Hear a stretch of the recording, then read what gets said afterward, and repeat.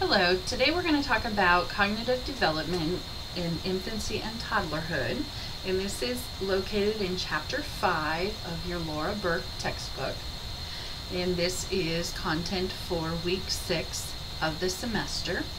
Next week, in week 7, we will be covering Chapter 6 from Berk.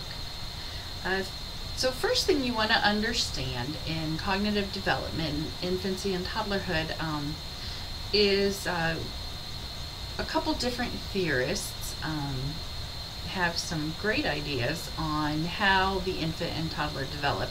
And the first one we're going to talk about is Piaget. And Piaget had the cognitive developmental theory, and it was based on the infant and the toddler having a scheme. And the thing you want to understand is that schemes will develop and change as the child grows.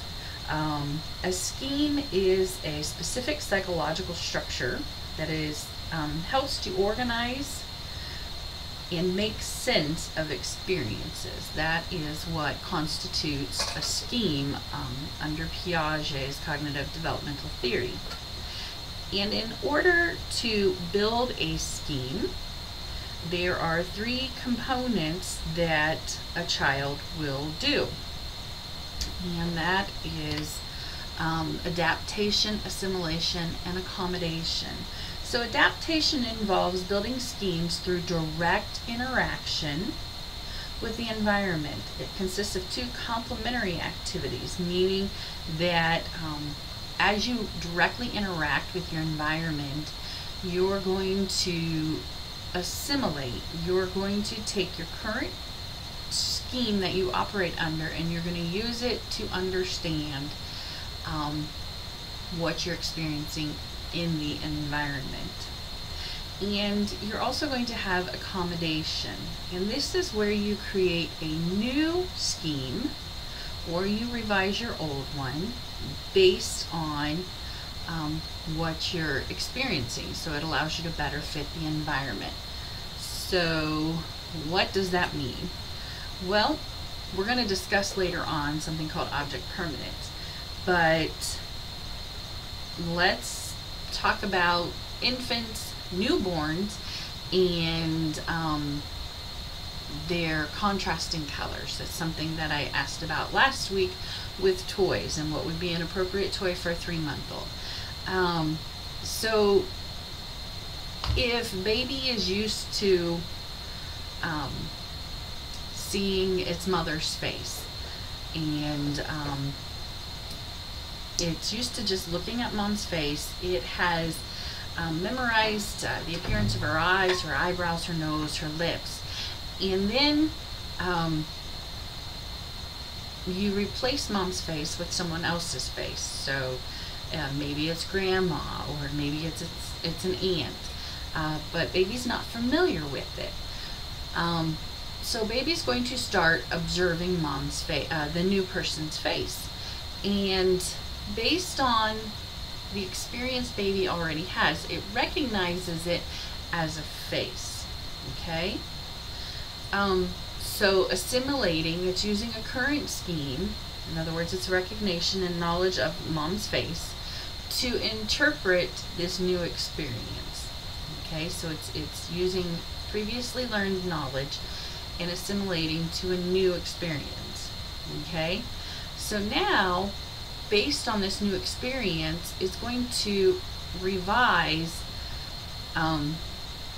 previous knowledge on what a face looks like, because now it's been exposed to 2 different faces. They're still faces, they still have eyes, eyebrows, noses, mouths, but they're different. So that is what it means to accommodate. So baby has now revised the scheme of faces. I hope I didn't just confuse you. I was just trying to give you an example to show you how an infant would go about building a scheme. So assimilation and accommodation,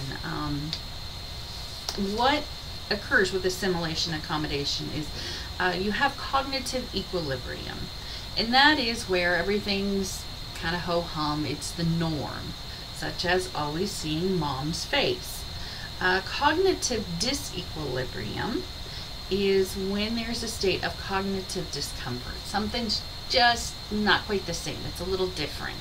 And so this is where you shift from assimilation towards accommodation, and then you go back to assimilation. So as baby shifts, this isn't mom's face, something's different, the eyes aren't the same, the eyebrow's not the same.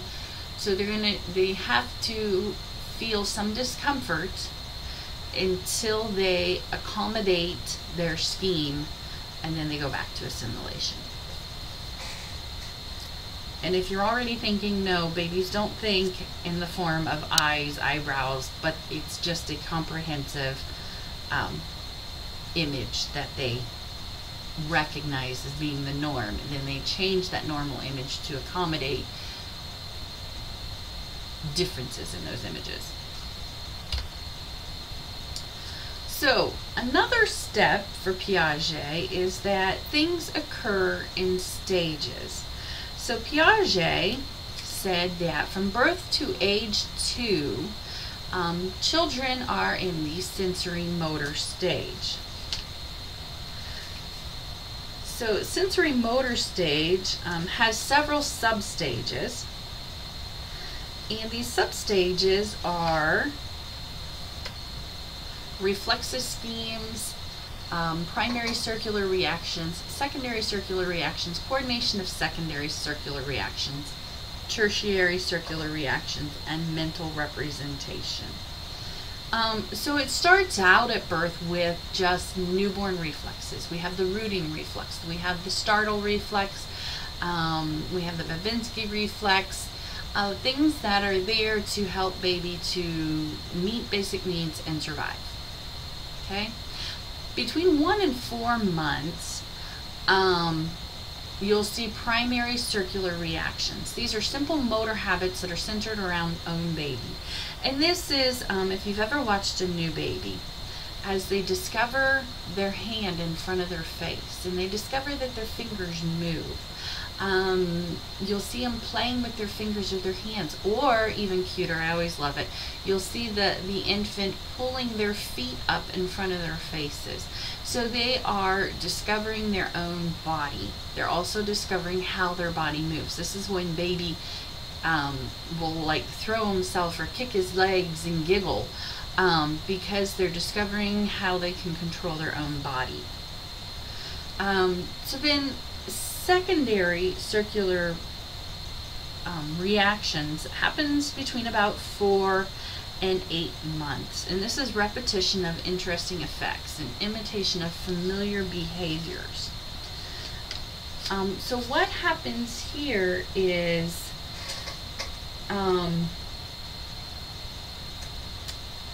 you'll see the infant will sit up and reach for and manipulate objects. By reaching and grasping and manipulating objects, it's reinforcing those motor achievements, which then reinforces that secondary circular reaction. And so it's a repetition. They're learning how to do things that they find interesting and how to repeat those things. This is when baby drops the rattle from his stroller, and somebody picks it up and hands it to baby. Baby drops the rattle. Somebody bends over, picks it up and hands it to baby. We get really tired of it after about 4 times. Baby is still in that secondary circular reaction where they're still learning. It's interesting because they can control it and it's happening repeatedly. So then coordination of secondary circular reactions is when it's intentional, goal-directed behavior. And this is also the beginning of object permanence. So this happens about 8 to 12 months.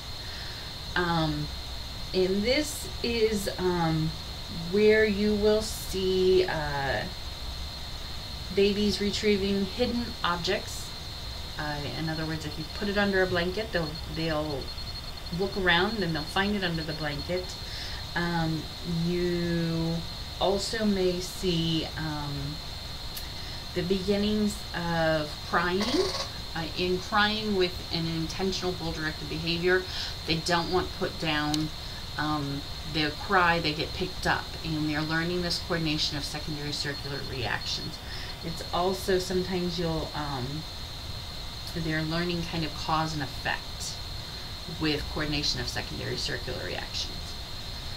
So then the next subset is tertiary circular reactions, and this is exploration of object properties. So these are good cause and effect toys. So